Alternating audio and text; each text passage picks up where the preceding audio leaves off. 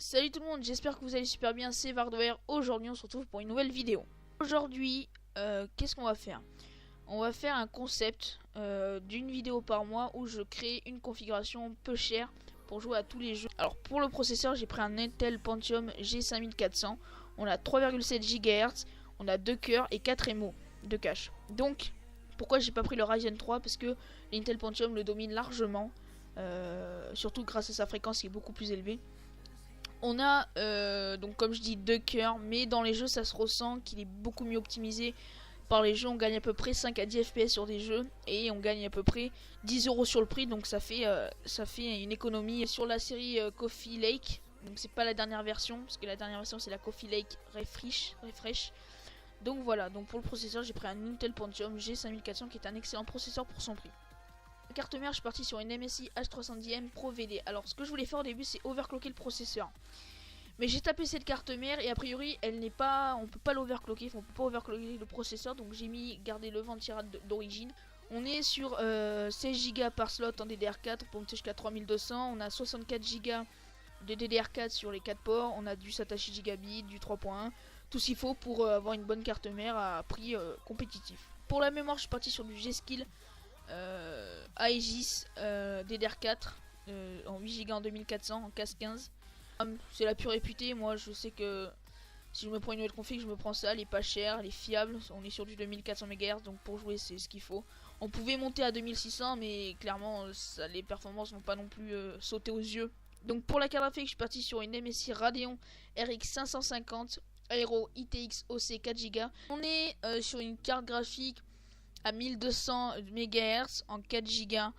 Donc c'est l'équivalent d'une 1050 voire une 1050 Ti. Alors la 1050 Ti est largement un petit peu plus meilleure que la RX, mais on est bien sur une 1030-1050, une bonne 1050 haut de gamme. On a 4 Go, donc pour le prix c'est donné quoi. Donc en plus on est sur du MSI, donc il y en a qui peuvent les faire reculer chez AMD. Moi écoutez, j'ai resté 5 ans chez AMD et j'ai jamais eu de soucis, que ce soit au niveau des logiciels, tout ça et tout. Si une fois j'ai eu un problème de pilote, mais c'est moi qui ai fait de la merde, j'avais installé une pilote pour une R9 alors que c'est une 7800 que j'avais. Mais pour le SSD, alors j'ai quand même voulu mettre un SSD, c'est important quand même de mettre un SSD. Maintenant moi c'est ce que je vais mettre bientôt je pense aussi. J'ai pris un Western Digital vert, donc 120 Go. Donc on a des taux intéressants quand même pour le prix. Alors on n'a pas des taux de fou non plus, mais on a des taux intéressants, écriture et lecture. Voilà, c'est un Western Digital, on fait confiance, on aime bien la marque. Moi je sais que je suis sur Seagate, mais il y en a qui diront que Western Digital est mieux. Après c'est un débat sans fin, hein. Mais voilà, on est sur du 120 Go, voilà, tout ce qu'il y a de plus banal sur un SSD. Pour le disque dur, c'est important d'avoir aussi un disque dur pour stocker ses vidéos, ses photos, tout ça et tout. J'ai pris un Western Digital encore, un Blue. Donc clairement, excusez-moi, c'est un 7200 tours, donc aussi on est très bien. Voilà, hein, on est en SATA 3, 6 Gigabits. Voilà, on a 1 Tera, c'est ce qu'il faut, hein, c'est un peu la moyenne maintenant. 1 Tera, 500 Go, c'est un peu l'age. Et puis voilà. Pour le boîtier, on n'a pas choisi le plus beau, mais le plus performant au meilleur prix. On est sur un Cooler Masterbox E300L Silver. Alors clairement, y en a qui vont dire ah ouais mais il est moche le boîtier, il n'y a même pas de vide. Clairement on n'est pas là pour que le PC soit magnifique, hein. On est là pour que le PC marche correctement. Donc c'est une mini tour, donc clairement ça prend pas de place. Moi c'est ce que je vous recommande parce que sur des petits PC comme ça sert à rien d'avoir des grosses tours, ça sert à rien. Moi j'ai fait l'erreur, hein, voilà, j'étais quand même petit kikou à l'époque et je voulais que ça brille de partout, ça fait des lumières, mais clairement voilà, j'ai payé 70 balles le boîtier, 70 balles je pourrais le réinscrire dans la carte fixe, ce que j'ai pas fait, voilà. Mais bon, voilà, après on fait des mauvais choix et puis après quand on grandit on dit ah ben merde, voilà. Mais voilà, au niveau de l'alimentation j'ai pris une Cooler Master Watt Light 400 watts.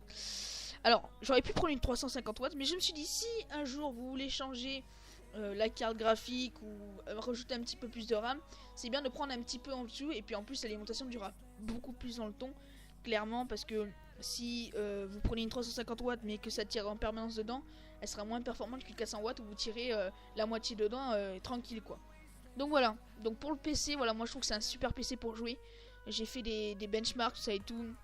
Genre les plein benchmarks, on fait tourner Battlefield 1 au low à peu près une cinquantaine d'FPS, donc ça varie. Donc c'est très bien de faire tourner BF1. Déjà on est sur une bonne config. On fait tourner Fortnite en élevé, moyen et pic sur certains paramètres, en enlevant l'ombre, parce que moi même si j'ai un PC assez haut de gamme maintenant, overclocké ça et tout, moi je mets pas l'ombre, je tourne à peu près 100 FPS. En Creed Origin, clairement c'est un gros jeu, donc on le fait tourner. On le fait tourner à peu près en moyen, on le fait tourner à peu près à 30-40 FPS. Donc voilà, c'est une config qui va être bien pour jouer, mais pas non plus à de trop gros jeux. PUBG, c'est là où j'ai été vraiment surpris. PUBG en low en 1080p avec des graphismes un petit peu moyens, on tourne à 80 FPS, donc j'ai bugué quand j'ai vu ça. Sur GTA 5, tout en ultra, on tourne à peu près 80 FPS. Voilà, sur des gros titres, The Witcher 3 pareil, il tourne à 50 FPS en moyen élevé. On est sur une très bonne configuration de base, donc elle va vous durer 3-4 ans avant de changer clairement de processeur ou rajouter un petit peu de RAM. Mais voilà, allez, moi je vous dis à plus et bonne continuation pour vous.